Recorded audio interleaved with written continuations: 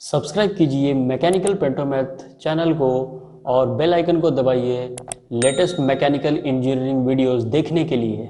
तो अभी आप अपना इंटरव्यू एक्सपीरियंस स्टार्ट कर दीजिए, मतलब कौन से डेट पे था और कैसे, मतलब कहाँ से स्टार्ट किया ओके। गया आपका? एक्चुअली मेरा इंटरव्यू डेट था 28 दिसंबर। तो एक्चुअली मेरा उस दिन उसी पैनल का फर्स्ट इंटरव्यू था।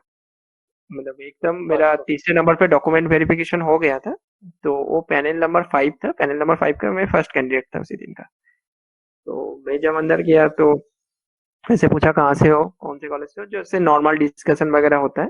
जैसे नॉर्मल डिस्कशन हुआ तब पैनल पे जस्ट चार चार ही लोग बैठे थे। तो चेयरमैन साहब नहीं थे। तो उसके बाद उन लोगों ने 1 मिनट जस्ट इंट्रोडक्शन चला। 1 मिनट के बाद ही 1 मिनट के अंदर अंदर ही बोल दिया कि तुम बोर्ड पे जाओ, बोर्ड पे जाके अपना फेवरेट सब्जेक्ट लिखो।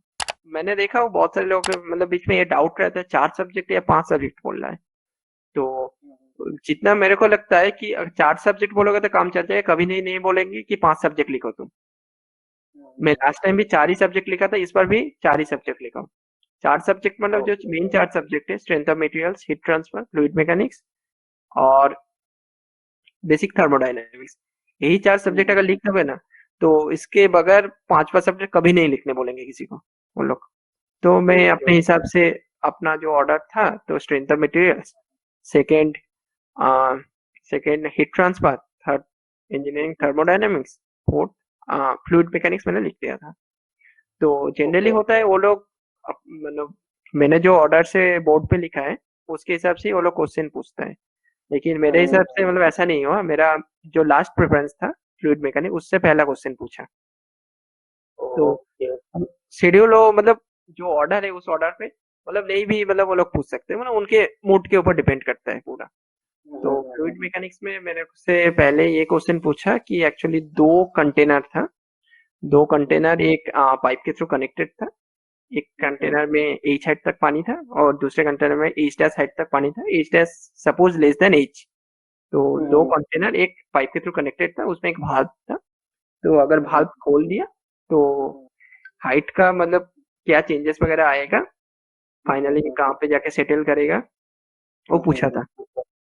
फिर उन लोगों ने एक काम किया था, एक साइड में एक पिस्टन लगा दिया था पानी के अच्छा, ऊपर, ये जो पानी के। ये जो टैंक आपने बताया दोनों, तो हम्म। इसका डायमीटर सेम था या डिफरेंट था? हाँ, डायमीटर डिफरेंट था इसका। तो दोनों का।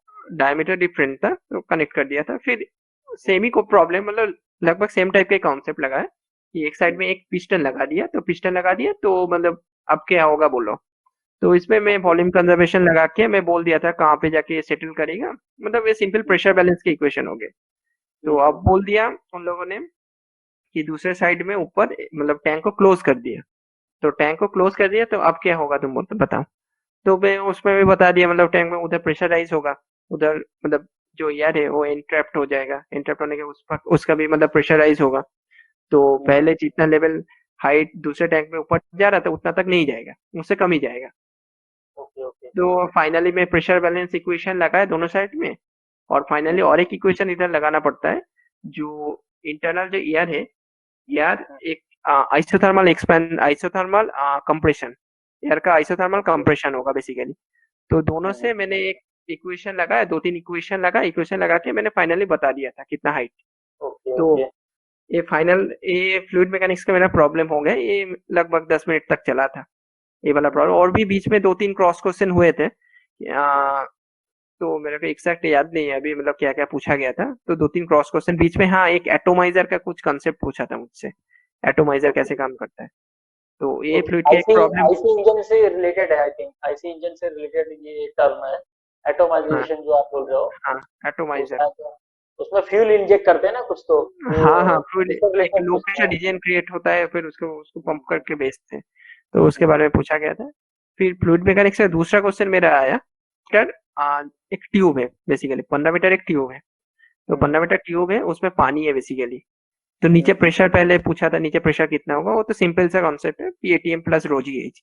तो हम उसको बोला, उसको इन्वर्ट करके एक जैसे नॉर्मल एक टैंक है, टैंक के अंदर डाल दिया इन्वर्ट करके बेसिकली। तो अब क्या होगा तुम बताओ। तो मैं बोला सर इसका edge height is more than 15 metre तो यहाँ पे बॉइलिंग शुरू हो जाएगा। तो मैंने ऐसे बताया।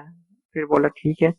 फिर उन लोगों ने बोला अगर ऐसे ही मतलब हम लोग बॉइलिंग कर सकते हैं तो हम लोग इसको यूज क्यों नहीं करते प्रैक्टिकल लाइफ में, अच्छा अच्छा, इसको ओके। प्रैक्टिकल लाइफ में यूज नहीं क्यों नहीं करते। तो मैं तो मतलब सोचा क्या हो सकता है।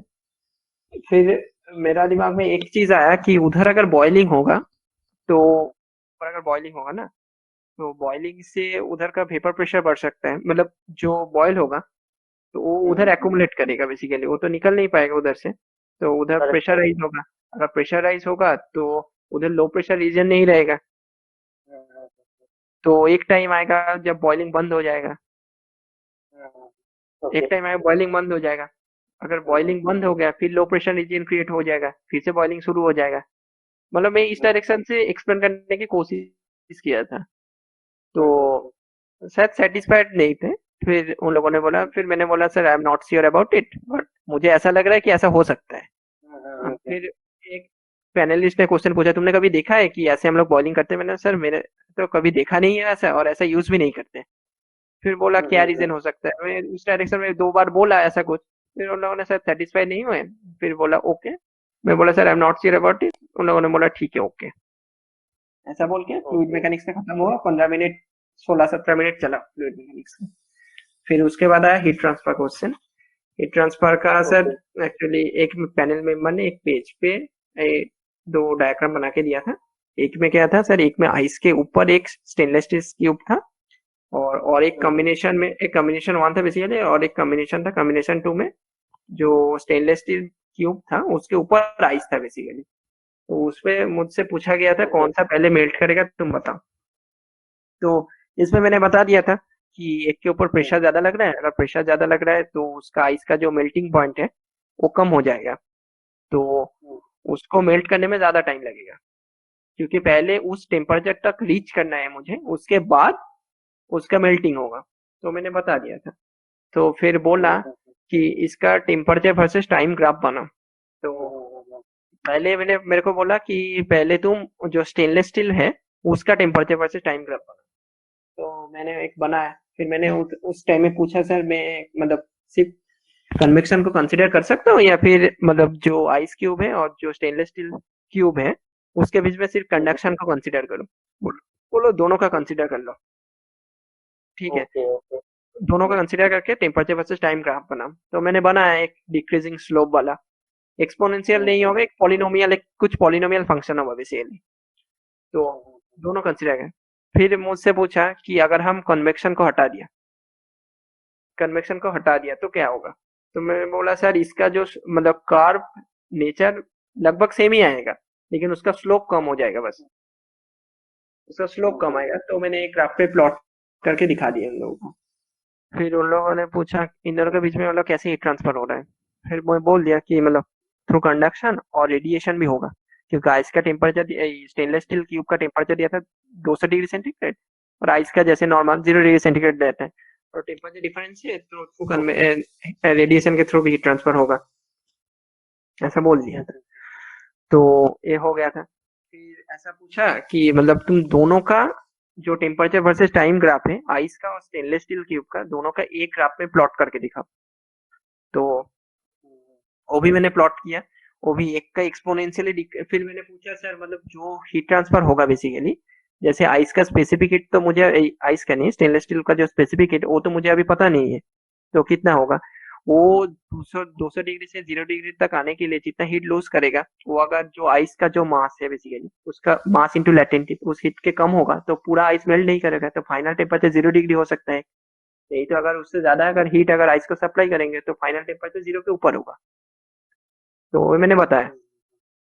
तो फिर मैंने मुझसे पूछा कि आइस का मतलब जो स्पेसिफिक है हीट है वो बताओ पहले, वैल्यू मेरे से पूछा। फिर उससे बाद बोला कि तुम मान लो कि आइस पूरा मेल्ट कर जाएगा, मेल्ट करके आइस का टेम्परेचर राइज होगा, तो अब टेम्परेचर वर्सेस टाइम ग्राफ एक ही ग्राफ में बनाओ। फिर मैंने बना दिया था, जैसे स्टेनलेस स्टील ऊपर क्यूब का उसका एक्सपोनेंशियल डिक्रीजिंग होगा, एक्सपोनेंशियल नहीं होगा, कुछ पॉलिनोमियल होगा। और जो हाँ। आइस का है, आइस का actually with certain time, up to certain time उसका आइस का टेम्परेचर कांस्टेंट रहेगा। उसके बाद जैसे एक नॉर्मली कर्व बनता है ना, ऐसा कर्व एक बनेगा। उसका स्लोप इनिशियली स्लोप ओके। ज्यादा रहेगा, विद रिस्पेक्ट टू टाइम उसका स्लोप कम होते होते फाइनल एक टेम्परेचर में जाके दोनों का टेम्परेचर सेम हो जाएगा। तो ऐसा मैंने बनाया। फिर मेरे से पूछा कि इसका ग्राफ का स्लोप ऐसा क्यों रहेगा। फिर मैंने एक्सप्लेन कर दिया, इनिशियल टेम्परेचर डिफरेंस ज्यादा है, तो विद रिस्पेक्ट टू टाइम जो टेम्परेचर डिफरेंस है वो कम होता जाएगा, तो हीट ट्रांसफर भी कम होता जाएगा, तो स्लोप घटता जाएगा with respect to time.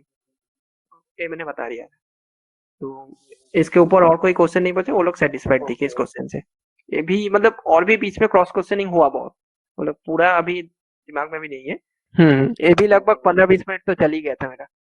Thermodynamics का ये पूछा गया था कि ये पिस्टन सिलेंडर बेसिकली सिस्टम है, लेकिन अंदर हीलियम गैस है, और जो पिस्टन है, पिस्टन के ऊपर बहुत सारे पत्थर रखे हुए हैं, तो हम लोग एक एक करके पत्थर को निकल रहा है, मतलब निकाल रहा है। तो उसमें एक मुझे टीवी डायग्राम दे दिया गया था, टीवी डायग्राम। तो टीवी डायग्राम दे दिया गया था, तो मुझसे ऐसा पूछा गया था, तो हम लोग पत्थर को अगर निकल रहा है तो इसका वर्क डन कितना होगा तुम बताओ। तो वर्क डन कितना होगा, तो टीवी डायग्राम दे, मैं तो थोड़ा पहले सोच रहा था मतलब क्या, मतलब कैसे अप्रोच करूं। तो फिर मैंने लिखा work done equal to minus P external into dV. तो फिर मुझसे पूछा गया माइनस क्यों आया, फिर मैंने एक्सप्लेन किया माइनस क्यों आया। फिर मैं बोला कि ये जब पत्थर को मतलब एक एक करके निकाल रहा है, तो उसमें एक्चुअली ये रिवर्सिबल प्रोसेस हो गया, रिवर्सिबल प्रोसेस है, तो रिवर्सिबल प्रोसेस के लिए P external into P internal into dV, तो हम लोग लिख सकते हैं। तो पी इंटरनल इंटू डीवी। फिर मैंने बोला आपने अगर मतलब टीवी डायग्राम मुझे दे दिया, तो इसका मतलब टेम्परेचर एंड वॉल्यूम के अंदर एक मतलब जो रिलेशन है कुछ भी मान सकते हैं, T equal to a plus b b, T equal to a plus b b square, वो ग्राफ से मुझे मिल जाएगा बेसिकली। तो मैंने अप्रोक्स इक्वेशन लिखा T equal to a plus b into V square basically, तो जो उस कार्ड को सेटिस्फाई करेगा बेसिकली। तो अब मैंने लगाया और एक इक्वेशन, जैसे ideal gas law P V equal to R T. तो उससे क्या किया, मैं पी और वी के बीच में एक मतलब टी को रिप्लेस कर दिया, तो पी और वी के बीच में एक रिलेशन आ गया उधर से। फिर पी और वी के बीच में रिलेशन आ गया, तो work done equal to P into dV. फिर उधर पी को पुट कर दिया, पुट करके इंटीग्रेशन करके मैंने निकाल दिया कि इतना वर्क डन आएगा।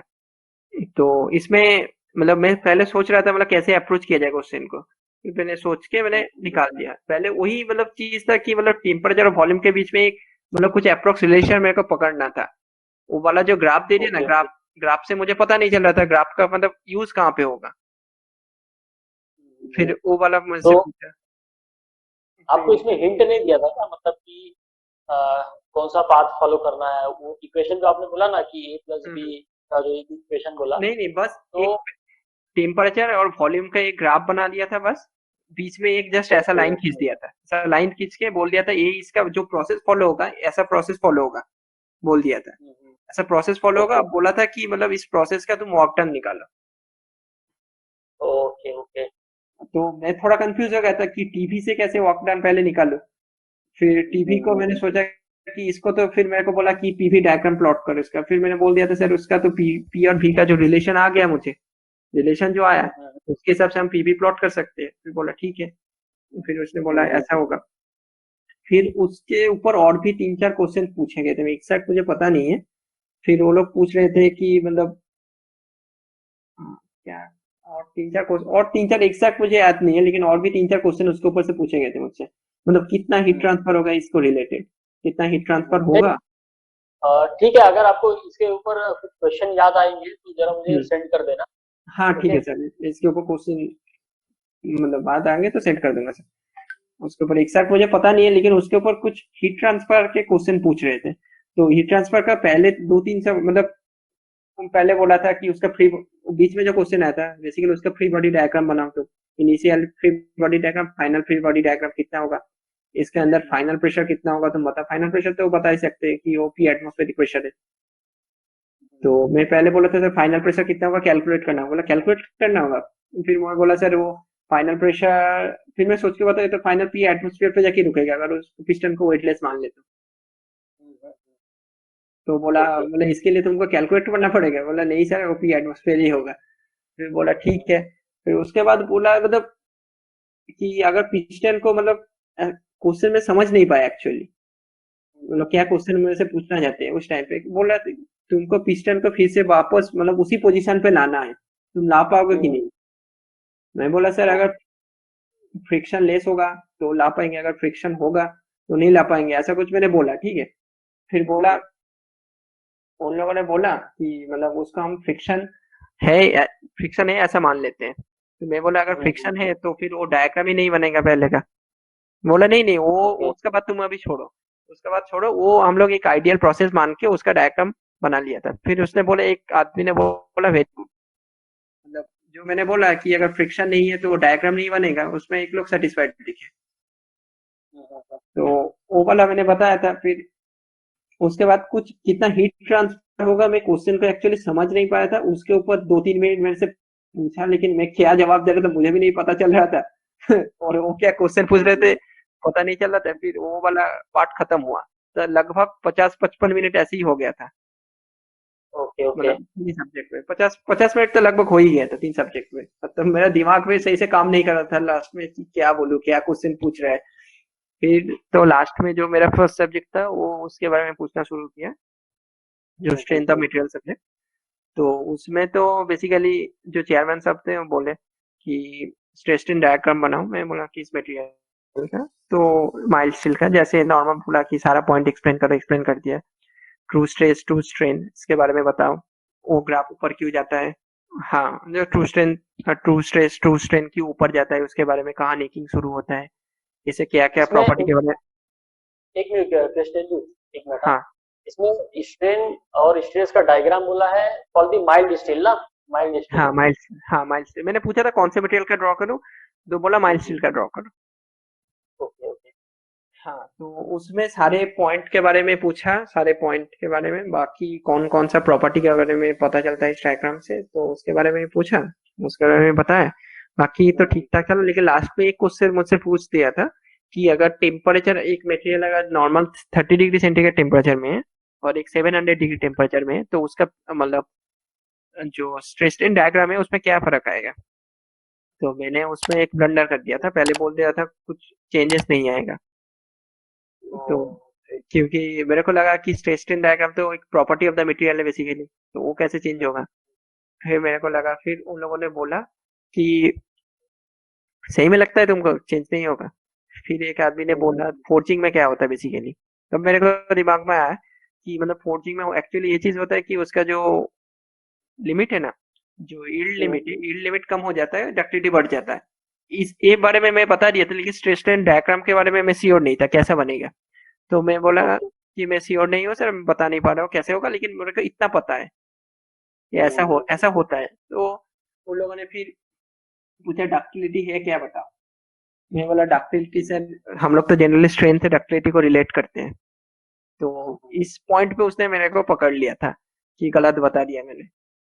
तो डक्टिलिटी के ऊपर मैंने पूछा। फिर एक पैनलिस्ट था, जो पैनलिस्ट ने मुझसे पूछा कि जैसे मान लो, मैं बोला डक्टिलिटी से तुम बता रहे हो ना, तो एक कर्व बनाया जो सेंटर लाइन से एकदम डायरेक्ट 45 डिग्री एंगल पे स्ट्रेट लाइन जा रहा है, और एक नॉर्मल माइल्ड स्टील का ग्राफ है। तो दोनों का जो फाइनल जो स्ट्रेन है, स्ट्रेन वाले दोनों का सेम है, तो हम किसको डक्टाइल बोलोगे, किसको डक्टाइल बोलोगे। तो इस पॉइंट पे मैं थोड़ा कंफ्यूज हो गया। फिर मुझे और एक हिंट दिया उन लोगों ने, हिंट दिया कि बताओ रबर क्या है। मैं बोला रबर इलास्टिक मटेरियल है। फिर बोला माइल्ड स्टील क्या है। मैं बोला सर इसको हम डक्टाइल मटेरियल बोलते हैं। मेरे दिमाग में तब स्ट्राइक नहीं कर रहा था कि हम लोग जो प्लास्टिकल, मतलब जो मटेरियल प्लास्टिकली डिफॉर्म होता है उसको डक्टिलिटी बोलते हैं। वो दिमाग में मेरा स्ट्राइक नहीं किया। फिर उसके बाद बोला किसका इलास्टिक मॉड्यूलस ज्यादा है। मैं बोला इलास्टिक मॉड्यूलस तो सर माइल्ड स्टील का ज्यादा है, ओके। रबर का कम है। इस जो क्रॉस क्वेश्चनिंग पूछ रहे थे उसका मैंने जवाब दे पा रहा था, लेकिन वो साइड में जो मेंबर मुझे हिंट दे रहा था उसका सारा क्वेश्चन आंसर दे पा रहा था, लेकिन जिसने मुझे पूछा था डक्टिलिटी एक्चुअली होता क्या है वो मैं बता नहीं पा रहा था। फिर सारा क्रॉस क्वेश्चनिंग हो गया। फिर होने के बाद वो बोल रहा था तुमने मेरे क्वेश्चन का तो जवाब ही नहीं दिया। फिर मैं अच्छा सोचना अच्छा। शुरू कर दिया, क्या हो सकता है। फिर चेयरमैन साहब ने बोला छोड़ो। तब क्या 1 घंटा 5 मिनट के अप्रोक्स हो गया था। तो 1 घंटा 5 मिनट हो गया था। फिर उन लोगों ने लगभग 1 घंटा के ऊपर ही हो गया था, तो उन लोगों ने एक डिस्कशन की। डिस्कशन करने के बाद चेयरमैन साहब ने और एक क्वेश्चन पूछा कि तुम बोर्ड पे और एक बनाओ जो वर्टिकल वर्टिकल एक बार बनाओ। उसका तुम अंडर सेल, एक सेल पॉइंट बेसिकली बोल दिया था, डब्ल्यू सेल पॉइंट है। तो उसके अंदर में तुम उसका stress versus length, strain versus length और डिफॉर्मेशन वर्सेस लेंथ कर्व बनाओ।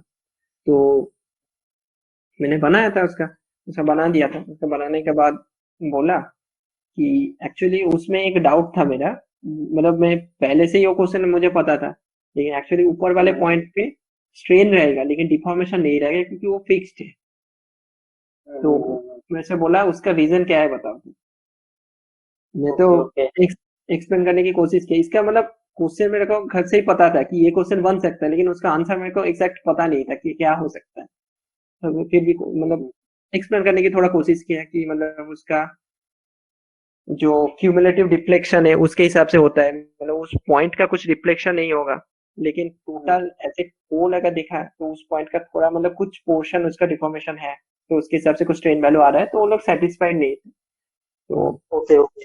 उसके बाद और भी उसके ऊपर क्वेश्चन हुआ। उसके ऊपर क्वेश्चन हुआ, मान लो कि जैसा एक सिंपल सा बार है और उसके साइड में और एक क्रॉस सेक्शनल एरिया 2a है, उसका मतलब वैसा ही एक बार है लगा दिया, तो वैसा कौन सा पहले फेल करेगा बताओ। तो मैंने बोला सर स्ट्रेस तो सेम ही है, दोनों पॉइंट ऊपर वाले पॉइंट में कंसीडर करेंगे, इसका एरिया 2a हो गया, लेकिन अगर 2a देखे तो वेट भी बढ़ेगा, लेकिन एज एरिया इज मोर तो स्ट्रेस ऊपर वाले पॉइंट पे सेम रहेगा, तो दोनों साथ में फेल करेगा। मैंने बता दिया था। तो अब उसमें क्या था, जो मैंने स्ट्रेस वर्सेस लेंथ ग्राफ बनाया था, तो उसने बोला हाफ कर दो, जो बार बनाया ना पहले, वो बार को हाफ कर दो, काट के हाफ कर दो, तो आप स्ट्रेस वर्सेस लेंथ ग्राफ बनाओ।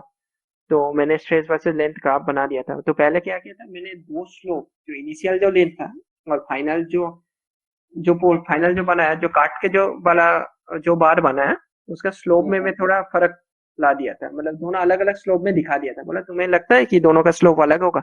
मैं बोला सॉरी सर, स्लोप अलग नहीं होगा, दोनों का स्लोप सेम ही रहेगा and that is equal to gamma.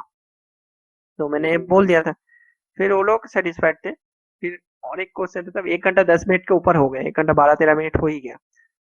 और एक मेंबर ने क्वेश्चन पूछा, ठीक है बताओ। तो उस जो बार है ना, बार को उल्टा कर दिया, उल्टा करके जमीन में गाड़ दिया। तो जमीन में गाड़ दिया तो एक ए क्रॉस सेक्शन का बार है, उसको भी जमीन पे काट दिया, और एक 2a सेक्शन का, मतलब 2a सेक्शन का जो मटेरियल है, मतलब दोनों का जो पहले था उसको ही उल्टा करके जमीन पे गाड़ दिया। तो अब बताओ कौन सा पहले फेल करेगा। तो मैंने पहले बताया, पहले मैं गलत बता रहा था कि क्या होगा। पहले मैं बोला सर उधर तो टेंसाइल लोड लग रहा है, इधर डक्टा, इधर मतलब कंप्रेसिव लोड लग रहा है, तो दो बेसिकली क्राइटेरिया है इधर फेल करने का। एक तो मतलब थ्रू बकलिंग फेलियर होगा, नहीं तो और एक स्ट्रेस।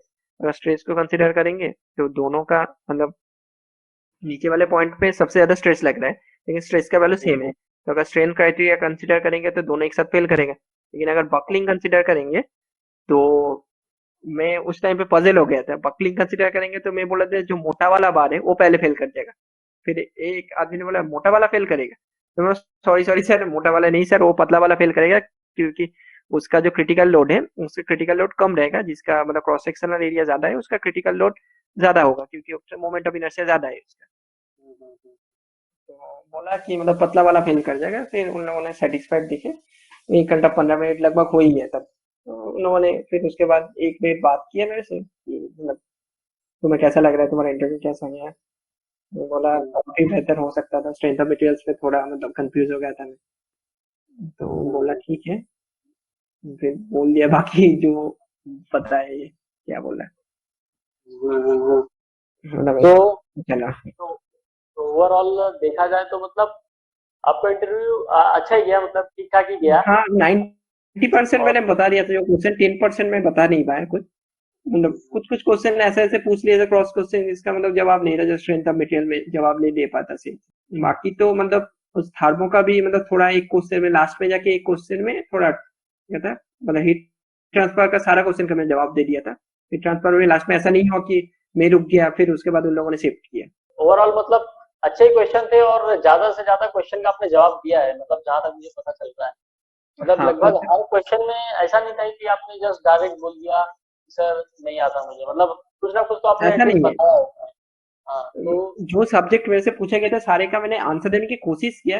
कितना परफेक्ट दिया उतना तो वो लोग जज करेंगे, लेकिन मैंने कोशिश किया सारा क्वेश्चन का आंसर देने के लिए। और कहीं ना कहीं मतलब वो आपके आंसर से सेटिस्फाई थे, इसीलिए सिलेक्शन हो गया। हाँ हाँ, है कि नहीं? मतलब हाँ एटलीस्ट अप्रोच, आपकी जो अप्रोच रही हाँ, वो वो कुछ मैंने अप्रोच को देखता है, मतलब किस डायरेक्शन में सोच रहा है। ऐसा नहीं है कि मैं डायरेक्ट आंसर दे रहा था, मतलब बहुत सारे पॉसिबिलिटी के बारे में बता रहा था कि ये हो सकता है, फिर उसके ऊपर भी क्रॉस क्वेश्चन, मतलब मेरा जो पूरा इंटरव्यू चला बहुत इंटरेक्टिव चला। ऐसा नहीं है कि मतलब मतलब 1 मिनट पूरा मतलब सोच ही रहा हूँ बस क्या होगा क्या होगा, ऐसा नहीं, कभी भी नहीं गया, कभी भी 10 सेकंड से ज्यादा मतलब पॉज नहीं हुआ। मैं भी बता रहा था, वो लोग भी बता रहा था, ऐसा मतलब बहुत इंटरेक्टिव चला है। मेन ये इम्पोर्टेंट है, जो हमारा हम्म, इंटरव्यू है वो इंटरैक्टिव होना चाहिए, तो बहुत इंटरैक्टिव होने इंटरेक्टिव से चला। मैं एक टाइम में 10-15 सेकंड सोच रहा था, बोला कि तुम क्या सोच रहे हो वही बताओ। और तो काफी फिर अच्छा। ऐसा नहीं है, जो क्वेश्चन पूछ रहा था मैं इमिडिएटली जवाब दे रहा था। मतलब कुछ क्वेश्चन में ठीक है 3-4 सेकंड सोच रहा था, फिर वो लोग पूछ रहे थे तुम क्या सोच रहे हो वो भी बताओ। फिर मैं ओके बताना शुरू किया, जो जो पॉसिबिलिटी है सबके बारे में मैं बता रहा था। ओके तो ओके। ऐसे ही मतलब डिस्कशन इंटरेक्शन चलेगा तो टाइम ऐसे ही निकल जाएगा, मुझे पता नहीं चला कैसे मेरा 1 घंटा 10-15 मिनट निकल गया। नहीं, वैसे वहां पे पता भी नहीं चलता है, मतलब हाँ लगातार क्वेश्चन पूछे जाते हैं और हिंट भी दिए जाते हैं, तो उसमें उतना मतलब पता नहीं चलता है टाइम का।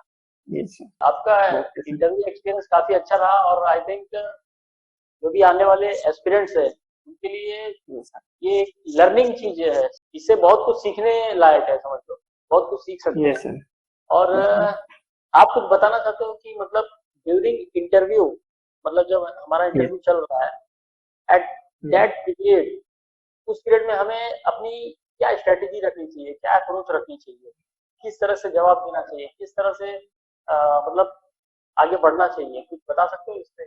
उस डायरेक्शन में एक्चुअली मुझे लगता है कि मतलब जो 4 सब्जेक्ट बोल रहे हैं, 4 सब्जेक्ट में मतलब ऐसा नहीं है कि जो मेरा थोड़ा वीक है उसको लास्ट में रखेंगे, जैसे मेरे केस में हुआ था।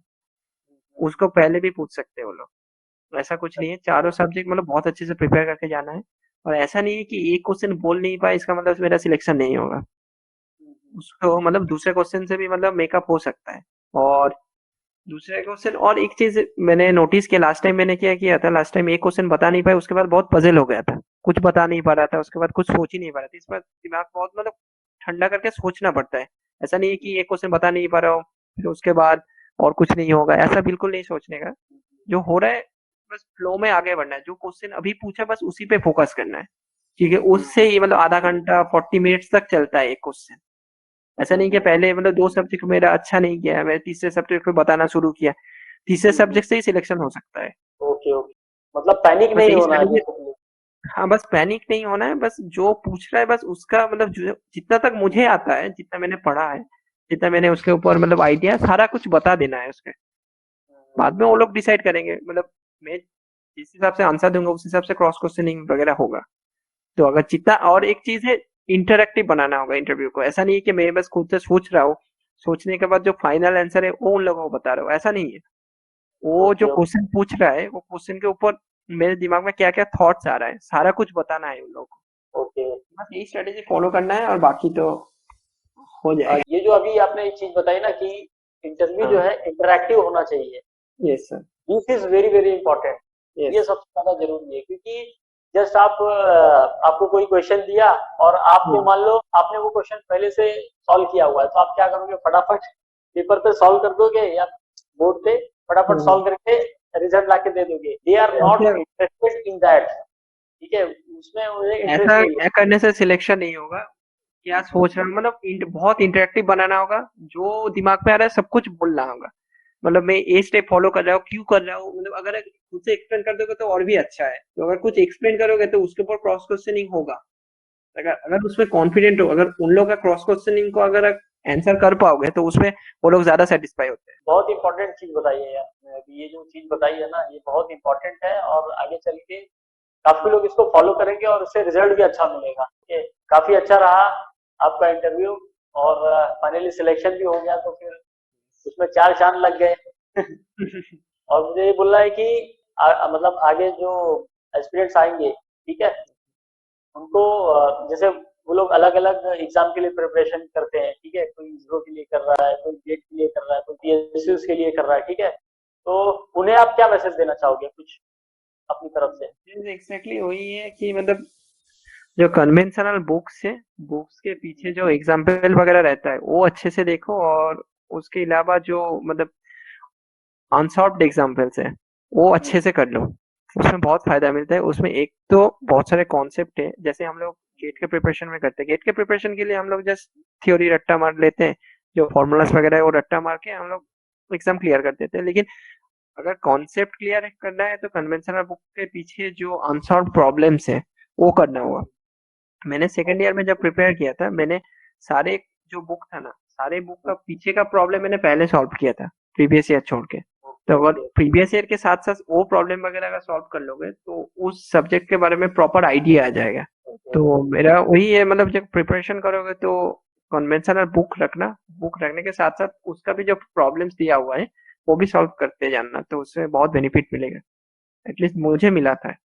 जो भी बीआरसी का प्रिपरेशन कर रहे हैं, ठीक है, इस इंटरव्यू के लिए, तो आपको क्या मैसेज देना चाहोगे, मतलब उन्हें कैसे अप्रोच करना चाहिए? अप्रोच तो पहले मैं बोलूंगा, जो पुराना जो आपका जो वीडियोस वगैरह है ना, ये जो 14 वीडियोस हैं, और जितना इस साल का भी बहुत लोग ने इंटरव्यू एक्सपीरियंस शेयर करेगा, तो पूरा यस यस। जो इंटरव्यू एक्सपीरियंस है सब उसको मतलब अच्छे से एनालाइज करना पड़ेगा। पहले पहले क्वेश्चन नोट डाउन करके सब्जेक्ट वाइज डिवाइड करना होगा, इस सब्जेक्ट से ये क्वेश्चन पूछे गए थे, तो उस पॉइंट पे अच्छे से फोकस करना होगा। फिर उसको एनालाइज करके मतलब उस पोर्शन को पहले बुक से पढ़ लेना होगा। पढ़ने के बाद जो जो क्वेश्चन पूछे गए थे उससे और क्या क्या क्वेश्चन बन सकता है वो खुद से सोचना होगा, और उसके ऊपर थोड़ा मतलब मैक्सिमम टाइम उसके ऊपर ही देना है। वो छोड़ के बाकी बुक पढ़ सकता है, लेकिन उस क्वेश्चन को पहले अच्छे से बहुत अच्छे से करना होगा। उस क्वेश्चन से मैक्सिमम क्वेश्चन रिपीट होता है और उसी कॉन्सेप्ट पूछे जाते हैं हर साल। तो मैं करेक्ट वही करेक्ट बोलूंगा, करेक्ट। वही जो क्वेश्चन पूछे गए थे पहले उसको बहुत अच्छे से करना होगा। और एक भी क्वेश्चन मतलब छोड़ने का नहीं है कि ये क्वेश्चन नहीं आ रहा है, ये क्वेश्चन मेरे से नहीं पूछेगा, ऐसा कुछ सोचने का नहीं है। जो भी क्वेश्चन पूछे गए थे मतलब सारे का एकदम प्रॉपर आंसर, प्रॉपर एक्सप्लेनेशन इसको कर लेना है पहले। ये करने से मतलब 60 to 75% काम बाग का हो जाता है। फिर उसके अलावा बुक्स पढ़ना ही है।